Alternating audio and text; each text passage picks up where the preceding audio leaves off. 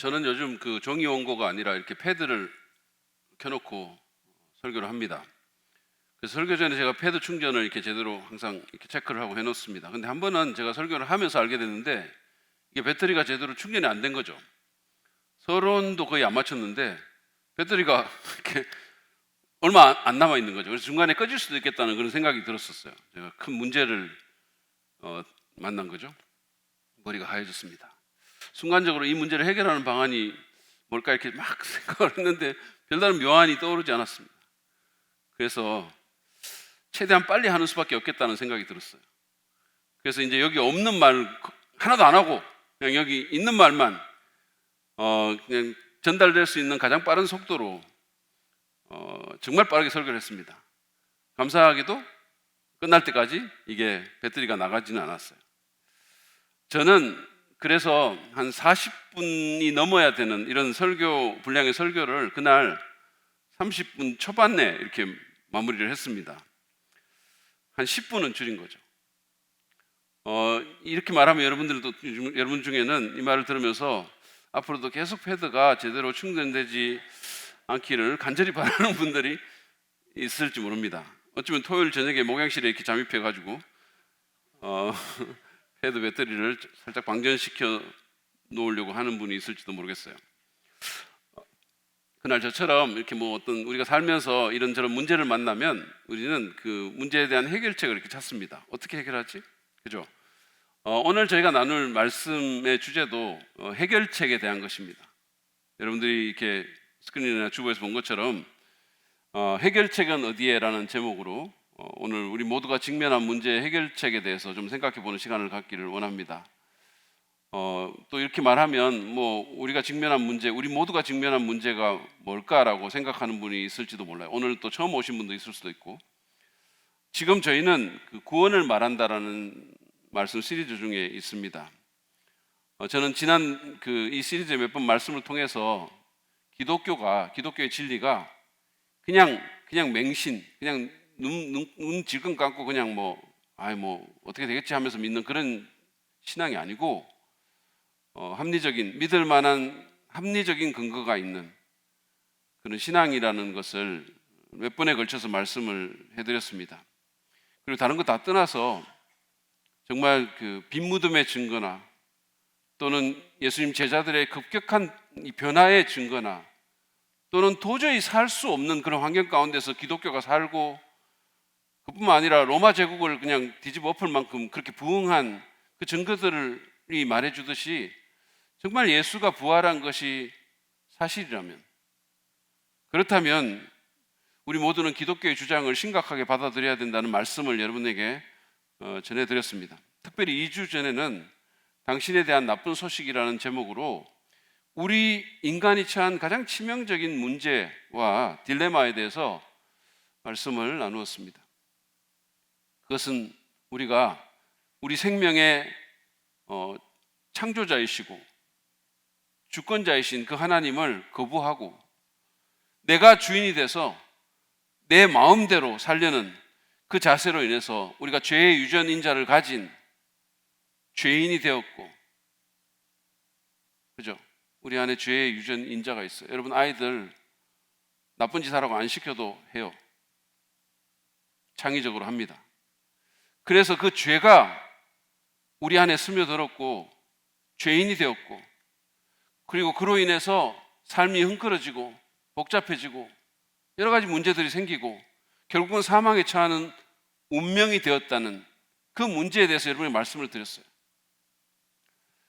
저는 지난 주일 오후에도 제 고등학교 때 친구인데 그 친구 아내의 장례식장에 가서 인간의 이런 현실을 직면했습니다.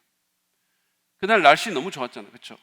너무 아름다운 날인데 영정사진 속에 그 아내가 너무나 고운 모습으로 미소를 짓고 있었어요. 너무 예뻤어요. 근데 그만 죽음에 삼키어서 더 이상 이 세상 사람이 아닌 겁니다. 죽음의 현실. 물론 성경에서 이 죽음이라는 것은 단순히 육체적인 죽음만을 의미하는 것은 아닙니다. 하나님과 분리되어 사는 영혼의 죽음과 그리고 영원한 죽음까지도 포함하는 거죠. 그게 우리 인간의 문제라는 거죠. 우리의 생명의 근원이신 하나님과 분리돼서 우주의 고아처럼 그렇게 뭐 어디로 가는지도 모르고 살다가 결국은 육체가 죽게 되고 그리고 심판을 받아서 하나님으로부터 영원히 분리되게 되는 겁니다. 제가 정말로 이 단어를 입에 안 올리고 싶지만 그게 바로 지옥이에요. 하나님과 영원히 분리돼서 영원을 보내는 겁니다. 히브리서 기자는 히브리서 9장 27절에서 사람이 한 번 죽는 것은 정해진 일이요 그 뒤에는 심판이 있습니다라는 말로 이 사실을 증언하죠. 여러분, 우리는 그냥 그 앞부분만 보죠. 사람이 한 번 죽는 것, 그래서 우리가 계속해서 봅니다. 지금 여기서 우리가 확인할 수 있는 사실이죠. 근데 성경은 그게 다가 아니고 그 뒤에 무대를 열어서 커튼을 열어서 그 뒤에 있는 부분을 얘기를 해주는 거죠. 심판이 있다고 얘기해요. 하나님의 심판. 그리고 이 문제가 해결이 안 되면 우리는 그 심판에 의해서 영원한 사망의 선고를 받게 되는 거죠. 우리는 어떻게 이 치명적인 죄와 죽음의 문제를 해결할 수 있을까요? 해결책은 무엇입니까? 그 해결책은 어디에 있을까요? 여러분은 그것을 아십니까?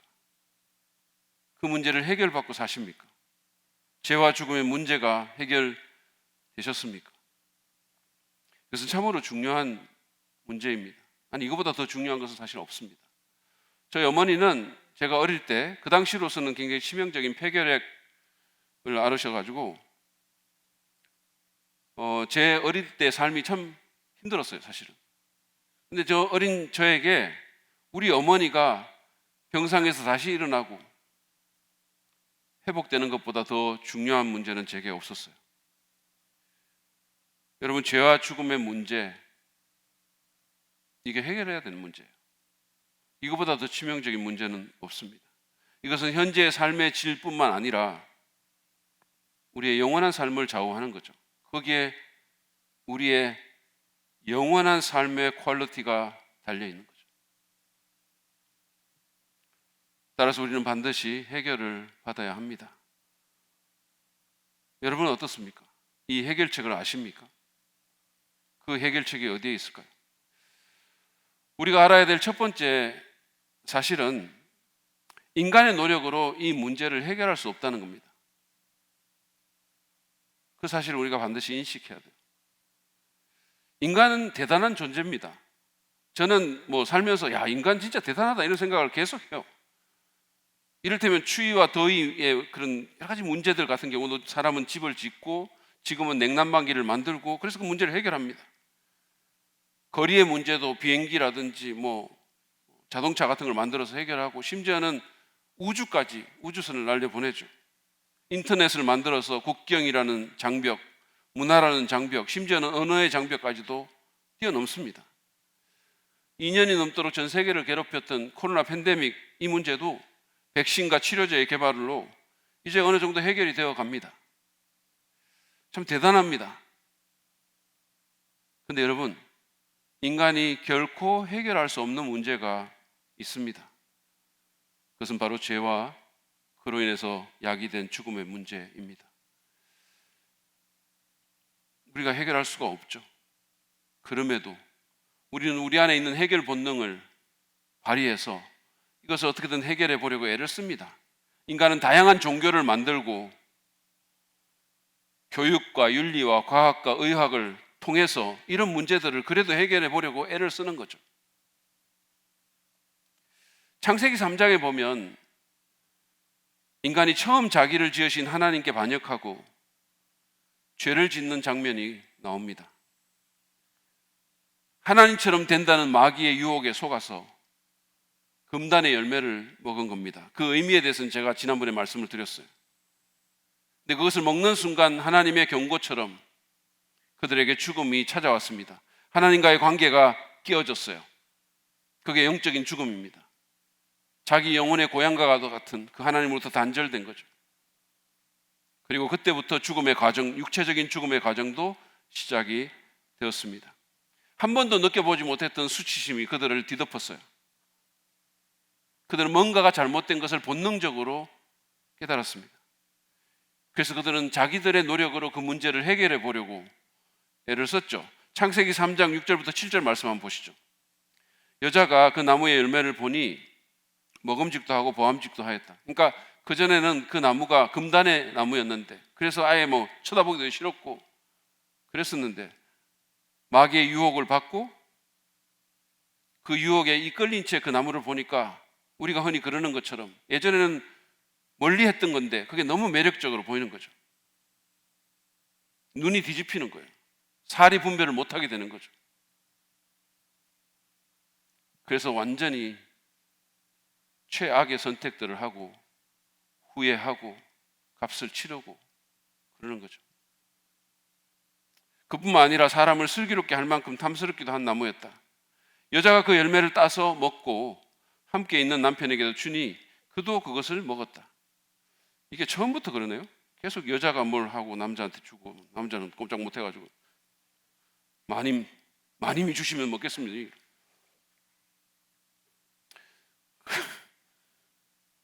그러자 두 사람의 눈이 밝아져서 그 다음 부분을 잘 보세요.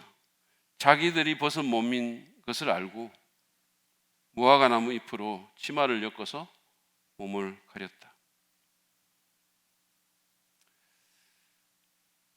그들은 이 문제를 이렇게 해결합니다. 무화과 나무 잎으로 치마를 만들어서 자기들의 치부를 가렸어요. 이것이 성경에 처음 등장하는 옷입니다. 여기 치마로 번역된 히브리 단어는 사실은 이 허리 아래 아주 조그마한 부분만 가리는 앞치마 같은 그런 의미를 말하는 단어죠. 그들은 아마도 무화과 나무 잎이 가장 단단해 보이고 또 잎사귀도 넓어서 이 나무를 선택했을 것입니다. 그들의 이 행위는 자기들의 죄와 수치를 스스로 가려보려는 인간의 절망적인 노력을 상징합니다. 그러나 여러분, 이 옷이 얼마나 가겠어요? 그것은 그들의 전체를 가리지도 못했을 뿐만 아니라 며칠이 못 가서 말라버렸을 것입니다. 이것은 죄와 그로 인해 야기된 죽음의 문제를 인간적 노력으로 해결할 수 없음을 분명히 보여주는 얘기라고 할 수 있습니다. 그럼에도 우리 인간은 자기 행위와 노력으로 이 문제를 해결해 보려고 애를 씁니다. 열심히 종교 활동을 하고 열심히 기도하고 신의 진노를 누그러뜨리려고 제사를 드립니다. 또는 예배를 드립니다. 지성이면 감천이라는 말에 따라서 지극정성으로 수련을 하고 착하게 살면 천당 간다는 말에 고개를 끄덕이면서 어떻게든 자신이 할 수 있는 그런 최선을 다해서 도덕적으로 한번 살아보려고 애를 쓰기도 합니다. 종교개혁자였던 마틴 루터가 대표적인 예죠. 이 사람은 원래 법관이 되려고 했던 사람인데 번개 사건이 있고 그러면서 그 꿈을 버리고 당시에 가장 엄격한 어거스틴파 수도원의 수도성으로 들어가서 열심히 수도 생활을 합니다. 얼마나 열심히 했는지 몰라요. 그 자신의 고백을 한번 들어보십시오. 나는 모든 규칙들을 철저하게 준수하였다. 만약 누군가 수도 생활의 온전함에 의해 천당에 간다면 내가 바로 그 인물일 것이다. 만약 내가 계속 그러한 생활을 했다면 나는 철야, 금식, 독서, 기타 할 일 때문에 지쳐 죽고 말았을 것이다. 여러분, 이 말은 과장이 아니에요. 실제로 그의 동료들은 그가 고행으로 죽을까 봐 걱정을 했고 그를 아끼는 상관이 그를 수도원에서 빼내서 비텐베르그 대학의 교수로 보내버렸어요. 그를 살리기 위해서였습니다. 그 정도로 고행을 했지만 그는 죄책감으로부터 그리고 죽음과 심판의 두려움으로부터 해방될 수 없었습니다. 절규했지만 아무것도 이루어지는 건 없었어요. 여러분 기억하십시오. 종교 행위나 도덕이나 또는 교육이 우리를 죄와 심판에서 자유롭게 하지 못합니다. 그런 것들이 죄와 사망의 문제를 해결하지 못합니다. 솔로몬은 잠언 16장 25절에서 사람의 눈에는 바른 길 같이 보이나 마침내는 죽음에 이르는 길이 있다라고 경고합니다. 사람이 볼 때는 괜찮은 것 같이 보이는 거죠. 근데 그게 우리 인간의 근본적인 문제를 해결하지 못한다는 거죠. 착하게 살려고 노력하는 것, 열심히 교회 다니고 봉사하고 종교활동하는 것, 사람의 눈에는 바른 길 같이 보일 수 있지만 결국은 사망의 길일 수 있다는 겁니다. 여러분은 어떠십니까? 자신의 노력과 행위로 죄의 문제를 해결해 보려고 애를 쓰지는 않습니까? 스스로 구원을 얻어내려고 애쓰지는 않습니까? 릭 워렌 목사는 우리가 자신의 삶에 뭔가 문제가 있고 우리의 참된 필요가 뭐 돈이나 무슨 이런 게 아니라 진정한 우리의 근원적인 필요가 하나님이라는 것을 알면서도 많은 사람들이 다음에 잘못된 생각을 품은 채 하나님께 나가려 한다고 지적을 했습니다. 이런 것들이에요. 들어보십시오. 내 어머니가 기독교인이었기 때문에 나도 기독교인이다. 자기 혈통을 내세우는 거죠. 기독교 집안이다. 우리 아버지 목사다. 권사다. 소위 우리 한국에서는 모태신앙이라고 얘기를 하죠. 이거. 여러분 모태에서부터 신앙 갖고 있는 사람 없어요. 우리는 모태에서부터 죄인입니다. 물론 기독교 집안에서 태어나는 거 훌륭해요. 좋은 영향을 받고 어릴 때부터 신앙의 교육을 받을 수 있는 기회가 있죠. 그러나 그것이 우리를 구원해 주지는 않습니다. 어머니가 기독교인이기 때문에 내가 기독교인이 될 수는 없는 거예요. 이런 것도 있습니다. 무엇을 믿으나 상관없다. 그냥 신실하게 살기만 하면 된다. 자신의 신실함을 내세우는 겁니다. 신실한 믿음. 여러분 한번 질문해 봅시다. 우리가 사르는 판 위를 신실하게 걸어가면 얼음이 안 깨집니까? 믿습니다라고 외치면서 여호수아 본바다 앞으로 가서 찬양하면서 행진하면 그 사르는 판 얼음 아래로 안 빠집니까? 자신의 신실함보다는 믿는 대상의 신실함이 훨씬 더 중요한 거예요. 내 신실함보다 내가 믿는 대상이 얼마나 믿을 만한가가 훨씬 더 중요한 거예요. 믿을 만한 것을 믿어야지 무엇을 믿든지 상관없다는 것, 완전 거짓말입니다. 다음은 먼저 나의 나쁜 습관들을 정리해 보겠다라는 겁니다. 이를테면 술 끊고 담배 끊고 이런 것들이죠. 그 외에도 제가 여러 가지 말할 수 있겠지만 여러분 짐작해 보세요. 나쁜 습관들, 죄악된 습관들, 그거 끊고 나가겠다는 거죠. 여러분 나쁜 습관이나 중독 같은 거 이런 거 자기 의지로 끊기도 어려울 뿐만 아니라 하나 끊으면 다른 거 또 나오고 끊는다고 해도 그게 근본적인 해결책이 아닙니다. 이런 것도 있어요. 정말 열심히 노력해서 구원을 얻고야 말겠다. 자기 행위에 의지하는 거죠. 열심히 노력해서 구원 얻겠다고. 여기에 대한 질문은 뭐냐면 얼마나 노력하는 건데요. 얼마나 열심히 노력하면 구원을 얻을 수 있을까요? 얼마나? 제 막내 여동생은 굉장히 좀 이렇게 모범생이었고 저하고는 달리 이렇게 저는 좀 방황도 하고 이렇게 했지만 탈선도 하고 했지만 정말로 FM대로 커서 기독교 그 환경 가운데서 계속 자라났고 그래서 대학교 들어가서는 막 찬양대도 하고 무슨 교사도 하고 열심히 봉사했었어요. 도덕적으로도 정말 훌륭했고. 근데 제가 청년 때 이제 예수님을 믿게 되고 복음이 뭔가를 알게 되고 그래서 제 막내 여동생에게 그 열심히 교회 나간 아이한테 복음을 전했을 때 제 막내 여동생이 저한테 했던 말이 지금도 기억에 생생해요. 자기가 정말로 열심히 교회 다니면서 섬겼는데 언제나 마음에서 떠나지 않는 질문이 있었다는 거죠. 그게 뭐냐 하면 내가 얼마나 해야 하나님이 나를 받아주실까라는 질문이었어요. 내가 얼마나 해야 하나님이 나를 받아주실까? 눈물을 흘리면서 그 얘기를 하더라고요. 저한테. 대답은 아무리 해도 안 된다는 겁니다. 우리가 아무리 해도 안 돼요. 우리 행위로는 안 됩니다. 마지막으로 나는 먼저 종교적인 사람이 된 후에 교회에 나가보겠다라는 겁니다. 이거는 자신의 종교를 의지하려는 거죠. 여러분 종교는 그게 어떤 종교든지 간에 죄와 사망의 문제를 해결하지 못합니다. 사람을 구원하지 못합니다. 예수님 당시에 예수님을 죽인 사람들은 당시에 가장 종교적인 사람들이었어요. 성경 제일 많이 알고 교회 제일 열심히 나가는 사람들, 기도 제일 많이 하는 사람들. 그 사람들이 예수 그리스도를 십자가에 못 박아 죽였어요. 종교인들, 하나님 열심히 믿는 사람들.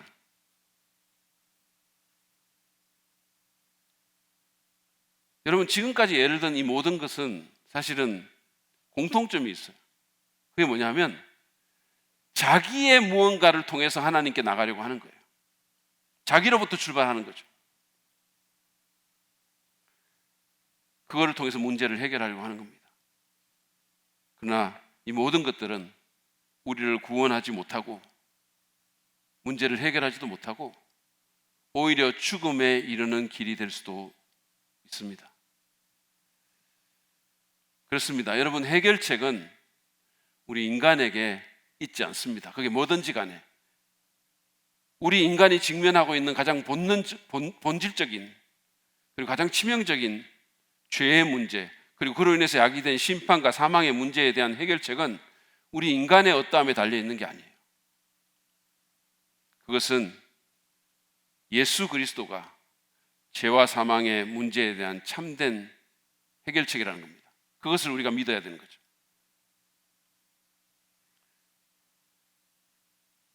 예수님이 우리의 해결책입니다.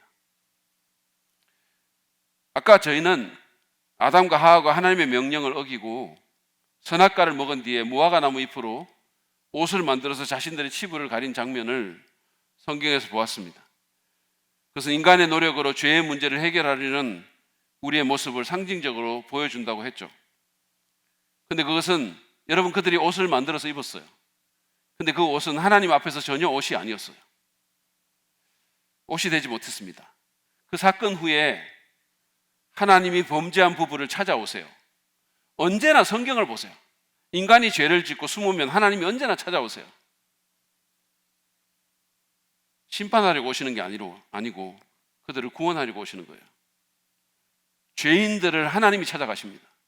그래서 얼마나 감사한 일인지 모르겠어요. 우리는 누군가가 죄를 범했다고 하면 우리 스스로도 별로 깨끗하지도 못하면서 얼마나 격분을 하고 정죄를 하고 심판의 짱돌들을 얼마나 던집니까? 저희는 인간은 죽어야 된다 그러고 저게 사람이냐 그러고. 근데 하나님은 지극히 거룩하신데도 불구하고 오히려 죄인들을 찾아오시죠. 그게 너무 감사한 거죠. 여러분, 그런데 그 사건 후에 하나님께서 이 범죄한 부부를 찾아오셨을 때 이 부부는 하나님을 피해서 동산 나무 가운데 숨어버렸어요. 이전에는 그토록 반가웠던 하나님이었는데, 하나님을 정말 너무 친밀했고 너무 사모했는데 이제는 하나님이 불편해졌고 부담스러워졌고 두려워진 것입니다. 하나님은 깊은 슬픔과 실망감 가운데서 아담을 불렀어요. 그리고 그에게 네가 어디에 있냐고 질문하십니다. 몰라서 물은 거 아니에요. 네가 왜 거기 있냐는 거죠. 너의 위치가 지금 어디냐고. 그때 아담이 이렇게 대답합니다. 창세기 3장 10절이에요. 하나님께서 동산을 거니시는 소리를 제가 들었습니다. 저는 벗은 몸인 것이 두려워서 숨었습니다. 여러분, 아담이 벗었나요? 아니죠. 좀 부실하긴 했지 뭐 그래도 옷을 입고 있었잖아요. 치마를. 근데 하나님이 그를 찾으시자 그는 하나님께 자신이 벗었다고, 그래서 두려워서 숨었다고 대답한 겁니다. 이게 무슨 뜻일까요? 그가 만든 옷은, 그가 짠 옷은 그의 죄와 수치를 가려주지 못했던 거예요. 하나님 앞에서. 그것은 죄를 범하고 사망에 삼키운 그들의 문제에 대한 해결책이 되지 못했습니다. 그래서 하나님이 어떻게 하셨는지 아세요? 그분은 아담과 하와의 범죄에 대해서 왜 그랬냐고 질문하십니다. 그들이 이걸 깨닫게 만들려고 그냥 안 넘어가세요. 왜 그랬냐고 질문하시죠. 우리처럼 그냥 불편하면 눈을 감고 넘어가지 않습니다. 하나님은 거친 사랑을 하세요. 마음이 찢어져도 갈등이 있어도 해결할 문제는 해결해야 되잖아요. 그런 후에 15절에서 다시 말해서 사단에게 소위 원시 복음으로 알려진 말씀을 선포하십니다. 우리가 조금 전에 읽었던 그 말씀인데, 우리 같이 한번 읽어볼까요? 시작. 내가 너로 여자와 원수가 되게 하고 너의 자손을 여자의 자손과 원수가 되게 하겠다. 여자의 자손은 너의 머리를 상하게 하고 너는 여자의 자손의 발꿈치를 상하게 할 것이다. 너는 사단이죠. 뱀에 들어간 사단이에요. 사단과 그의 자손, 그를 따르는 추종자들은 여자의 자손, 즉 예수 그리스도와 원수가 될 것입니다. 예수님은 동정녀에게 나셨잖아요. 그는 여자의 자손인 예수님의 발꿈치를 상하게 한다 그랬어요. 다시 말해서 예수님이 십자가에서 상처를 받게 되겠지만 그러나 최후 승자는 예수님이 될 것입니다. 그가 사망 권세를 깨트리고 부활하심으로 사단의 머리를 상하게 할 것입니다. 치명타를 날릴 거라는 얘기입니다. 여러분, 예수님이 오시기 전 1500년 전에 기록된 십자가와 부활의 복음이에요. 놀랍지 않습니까? 사실은 이것을 원래 선포한 것은 태고적이고 기록된 게 1500년 전이에요. 예수님 오시기 전에.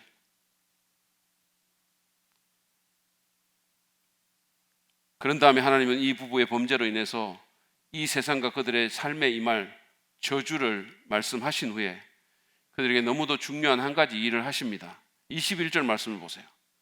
주 하나님이 가죽 옷을 만들어서 아담과 그의 아내에게 입혀주셨다. 최초의 무스탕 옷이 여기서 나옵니다. Designed by God. 디자이너는 하나님이세요. 그분이 만드셨습니다. 아담과 하와는 하루 이틀이면 말라버릴 무화과 나무 잎으로 된 겨우 치부만을 가리는 그 치마를 만들어 입었지만 그것은 옷이 되지 못했습니다. 하나님은 견고한 가죽으로 몸 전체를 가리는 외투를 만들어 주셨어요. 말씀 듣는 자 중에 꼭 이런 데 은혜 받는 사람들이 있어요. 그래가지고 집에 가서 무스탕 외투를 주문하는 사람도 있습니다. 하나님이 무스탕을 좋아하시는구나. 무스탕이 성경적인 의복이네 뭐 이러면서. 근데 여기서 진짜 중요한 거는 바로 이것입니다. 여러분, 가죽 옷을 만들려면 가죽이 있어야 되고 가죽이 있으려면 짐승이 죽어야 돼요. 그게 핵심입니다. 아담과 하와의 죄 때문에 무고한 짐승이 피를 흘리고 죽었죠. 하나님은 그 짐승을 죽여서 그 피를 흘리게 하고 그 가죽으로 아담과 하와의 옷을 지어주신 것입니다. 그들은 봤겠죠. 아마 봤을 겁니다. 자기들의 죄로 인해서 무언가가 피를 흘린다는 사실을. 무고한 짐승이 아담과 하와 대신에 피를 흘린 거죠. 여러분, 이 짐승의 희생은 바로 우리를 위해서 십자가에 피 흘리고 죽으신 예수 그리스도를 예표하고 상징하는 겁니다. 사실은 이때만이 아니에요. 하나님은 이스라엘이라는 나라를 만드시고 그 백성들과 언약을 맺으시면서 율법을 주셨는데 그 율법 가운데 짐승의 희생을 요구하는 제사 제도를 제정하십니다. 사람들은 자신들의 죄를 용서받기 위해서 짐승의 머리에 손을 얹고 안수함으로 자기들의 죄를 그 짐승에게 전가하고 그 짐승을 죽여서 하나님께 제사를 드렸어요. 그것은 속건제, 속죄제 또는 다양한 이름으로 불렸습니다. 이처럼 모세 이후에 1500년간 그들이 계속해온 이 희생 제사 또한 예수 그리스도를 예표하며 상징합니다.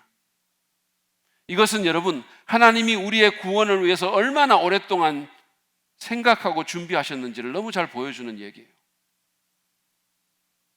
그분이 우리를 얼마나 사랑하시고 얼마나 구원하기를 원하시는지, 얼마나 오랫동안 준비하셨는지. 그리고 마침내 2000년 전에 그 모든 것의 실체인 예수 그리스도가 이 땅에 오셨습니다. 그분은 하나님께 완전한 헌신과 순종의 삶을 드리면서 흠없는 삶을 사시다가 우리 대신 십자가에 달려 죽으셨습니다. 아무런 죄 없는 분이, 천국의 황태자가, 성삼위 하나님의 제2위가 죽을 인간의 모습으로 벌거벗은 채 피투성이가 돼서 우리가 달려야 할 자리에 그분이 달리시고 죽으셨습니다. 여러분, 그가 십자가에 달려 죽기 직전에 세상을 향해 외치신 마지막 말씀이 무엇인지 아십니까? 그것은 다 이루었다라는 거예요. 다 이루었다. 영어로는 it is finished. 우리의 구원을 위한 모든 일을 다 이루었다는 거예요. 뭐가 끝났냐고요? 우리의 구원을 위한 모든 일이 끝난 거예요. 그분이 하신 이 두 음절의 말씀은 헬라어로 테텔레스타이인데 한 단어죠. 헬라어로는. 영어로는 세 단어고 한국말은 두 단어고 헬라어로는 한 단어예요. 근데 이것은 완불되었다 또는 빚을 다 갚았다라는 의미도 있습니다. 여러분, 누가 이렇게 해줍니까? 우리가 지은 그 엄청난 빚, 영원한 지옥을 경험해야 하는 그 빚을 죄 없으신 예수님이 자기 몸으로 갚아주셨어요. 여러분, 예수님 죽으실 때 아버지 어찌하여 나를 버리십니까? 라고 얘기했어요. 지옥을 경험하신 거죠. 우리 대신, 우리 때문에 우리가 치러야 될 값을 그분이 치르신 거죠. 이런 분이 어디 있습니까? 저는 가끔씩 제 아내에게 돈을 빌릴 때가 있어요. 그러니까 갑자기 급해질 때 있잖아요. 뭐 이를테면 3,000원, 5,000원 이런 거 막 이렇게 현금 5,000원만 좀 줘 이럴 때 있잖아요. 그 빌립니다. 근데 여러분이 알다시피 주님은 꿔주는 자에게는 기억의 은사를 주시지만 빌리는 자에게는 망각의 은사를 주시죠. 그래서 저는 그 순간부로 까마득하게 잊어버립니다. 그러면 독촉이 들어오죠. 3,000원 빌려준 거 왜 안 갚아? 이렇게 들어옵니다. 부부간에. 그럼 저는 이제 제가 이렇게 보면 막 이렇게 정리하는 타입이 아니라 가지고 막 이렇게 뭐 이렇게 선반 같은데 막 돈 막 이렇게 흩어놓고 이렇게 하거든요. 그러면 이제 돈 달라고 막 그러니까 그러면 1,000원짜리 한 2장 있고 100원짜리 뭐 이렇게 있고 500원짜리 있으면 한 2,900원 정도 될 때가 있어요. 그러면 제가 제 아내한테 그냥 받아 이러면서 2,900원을 줘요. 절대로 안 받습니다. 100원 채워서 달라는 거죠. 100원. 여러분, 마누라가 돈 100원도 안 봐주는데 주님은 모든 빚을 갚아주셨어요. 모든 빚을. 여러분, 예수님께서 어떤 일을 했는지 아십니까? 죄의 싹은 사망이라고 했잖아요. 죄의 값이 사망입니다. 그것은 육신의 죽음뿐만 아니라 영원한 죽음이에요. 근데 예수님이 우리 대신에 육신의 죽음뿐만 아니라 지옥을 경험하시고 영원한 사망을 경험하시고 그 값을 지불해 주신 겁니다. 그래서 히브리서 기자는 구약의 제사 제도와 그리스도를 비교하면서 그분이 우리에게 어떤 일을 하셨는지를 이렇게 설명합니다. 잘 들으세요. 이 말씀을 잘 보시기 바랍니다. 히브리서 10장 11절 12절 말씀이에요. 모든 제사장은 날마다 제단에 서서 직무를 수행하면서 똑같은 제사를 거듭드리지만 구약의 제사 제도를 얘기하죠. 그러한 제사가 죄를 없앨 수는 없습니다. 그것은 그냥 예표지 그게 문제의 진정한 해결책이 아니라는 거죠. 그러나 그리스도께서는 죄를 사하시려고 단 한 번에 영원히 유효한 제사를 드리신 뒤에 하나님 오른쪽에 앉으셨습니다. 단 한 번에 영원히 유효한 제사를 드리셨다 그랬어요. 우리의 죄를 위한 제사를. 십자가 희생을 말하는 거죠. 그리고는 14절에서 이렇게 말씀합니다.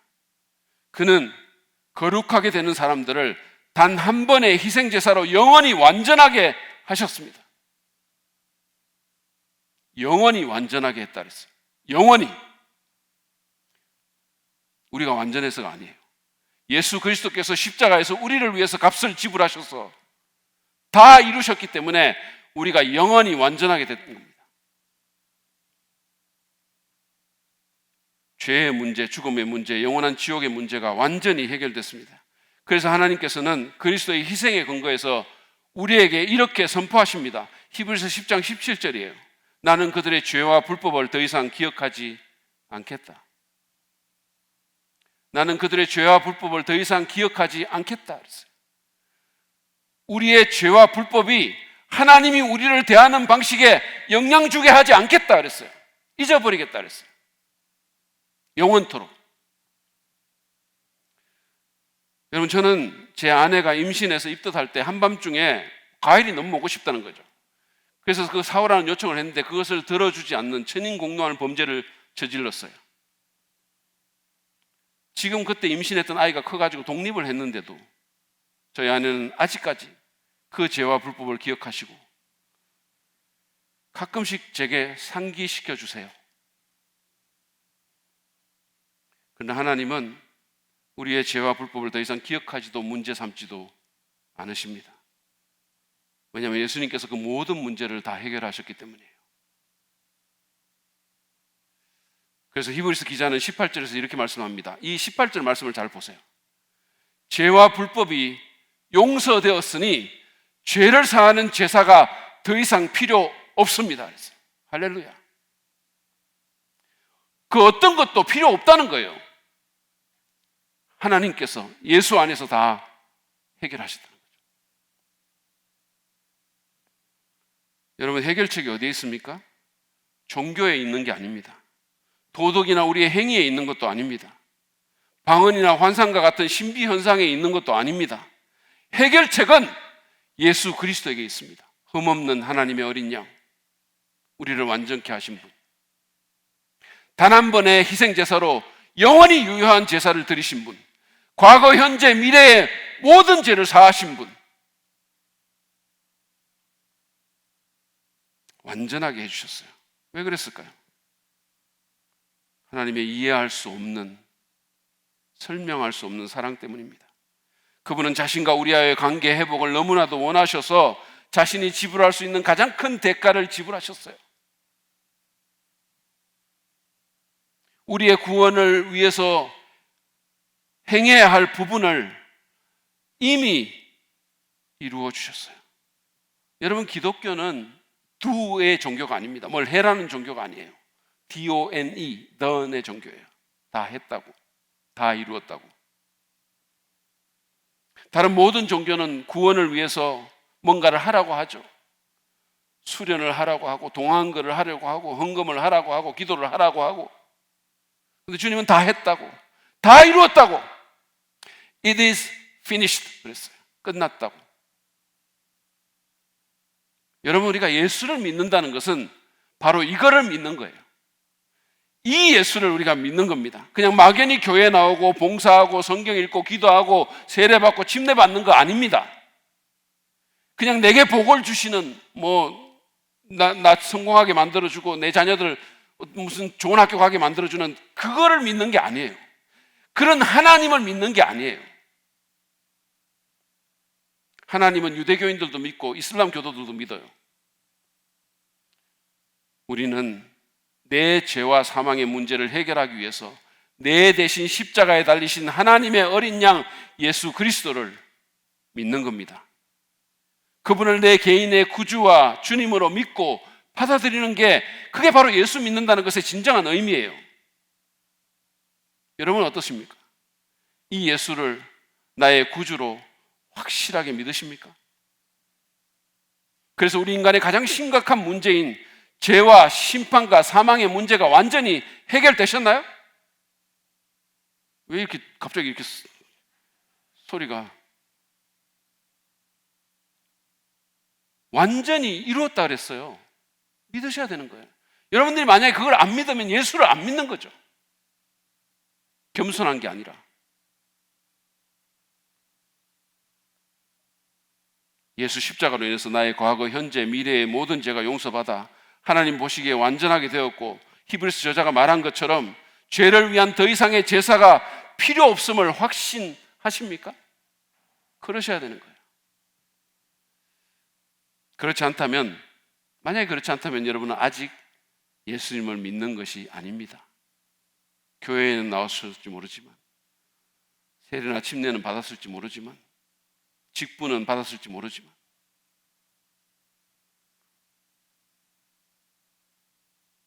다른 거 다 내려놓으시고 여러분의 이전의 생각들 다 내려놓으시고 내 죄를 용서하고 나를 심판과 사망에서 건지기 위해 십자가에서 죽으시고 부활하신 예수 그리스도만을 믿음으로 붙드시기 바랍니다. 거기에 해결책이 있는 거예요. 그것이 기독교인이 된다는 것이 참된 의미이고 구원을 받는 유일한 길이고 인간의 가장 본질적인 문제인 죄와 죽음의 문제를 해결하는 유일하고 확실한 길입니다.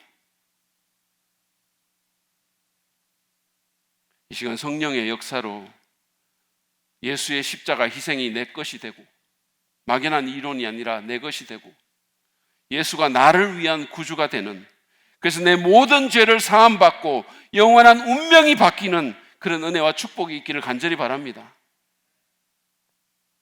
제가 말씀을 마무리하면서 잔 웨슬리라는 사람의 얘기를 잠깐 하겠습니다. 감리교의 창시자죠. 유명한 분입니다. 잔 웨슬리는 성공의 목사의 자녀로 태어났고 종교적으로 양육됐고 영국의 옥스퍼드 대학에서 성경 공부 클래스를 인도할 정도로 헌신된 크리스찬 청년이었어요. 그리고 뿐만 아니라 당시에 영국의 식민주였던 미국의 조지아주에 선교사로 다녀올 정도로 열정적이기도 했습니다. 그가 선교지에서 돌아와서 지내던 어느 날 런던에서 모라비아 교파라고 복음적인 교파가 있었는데 그 모라비아 교파의 한 지도자를 만나가지고 대화를 나누는 가운데 그 모라비아 교도의 지도자가 독일 목사님입니다. 근데 그분이 이렇게 물어요. 웨슬리에게. 당신 속에 확신이 있습니까? 이 질문을 받고 놀라서 무슨 말을 해야 할지 우물쭈물하니까 그 독일인 목사가 당신은 예수 그리스도를 압니까? 라고 다시 질문했어요. 웨슬리는 잠시 멈추었다가 나는 그분이 세상의 구세주임을 압니다 라고 대답했어요. 그러니까 그가 오케이, 좋습니다. 그러면 그분이 당신을 구원하셨다는 것을 압니까? 라고 또 물었어요. 세상의 구원자라고 대답하니까 당신을 구원하셨음을 압니까? 라고 질문했어요. 웨슬리는 이 질문에 대해서 그러기를 바란다라는 식으로 얼버무리면서 제대로 대답하지를 못했습니다. 그는 종교적이었지만 목사의 아들이었고 선교지까지 나갔다 왔지만 이때까지 구원받지 못한 거죠. 예수님하고 별 상관없는 신앙생활을 한 거예요. 그냥 이론이었던 거예요. 이론. 세상의 죄를 위해서 예수가 죽었는데 그 안에 자기가 없었던 거예요. 여러분 어떠십니까? 여러분은 예수 그리스도가 그저 세상의 구세주가 아니라 나 개인의 구원자이심을, 그분이 여러분 자신을 구원하셨음을 아십니까? 오늘 말씀은 그분이 바로 하나님께서 바로 당신을 위해 오래전부터 준비하신 구원자이심을, 죄와 사망의 문제를 일거에 해결해 주신 하나님의 해결책임을 분명히 보여주셨어요. 그러므로 여러분 이 문제를 내 방식대로, 내 생각대로 어떻게 해보려는 인간적인 노력을 멈추십시오. 그런 생각과 시도에서부터 벗어나시기 바랍니다. 돌이키십시오. 생각을 바꾸셔야 돼요. 무엇보다도 종교에서 구원을 찾는 험한 일을 멈추십시오. 그리고 예수 그리스도를 믿음으로 받아들이십시오. 그분을 믿으셔야 됩니다. 그분은 여러분을 사랑해서 여러분 대신 죄의 값을 받으시고 십자가에서 처절하게 비참하게 죽었으며 지옥을 경험하셨어요. 만약에 이게 잘 믿기지 않으신다면 믿게 해달라고 기도하십시오. 간절히 죽게 기도하세요. 주님이 그 기도를 들어주실 것입니다. 이미 믿는 분들은 나를 구원하시기 위해서 십자가 고통을 겪으신 그 주님께 감사하며 첫사랑과 십자가 복음의 간격을 회복하시기를 바랍니다. 더 나아가서 그분의 이 아름다운 얘기를 전하겠다고 하나님의 해결책을 이 상처받고 절망적인 세상에 나누겠다고 결단하시기 바랍니다. 여러분, 예수님의 십자가, 거기에 우리의 소망이 있습니다. 거기에 우리의 생명이 있습니다.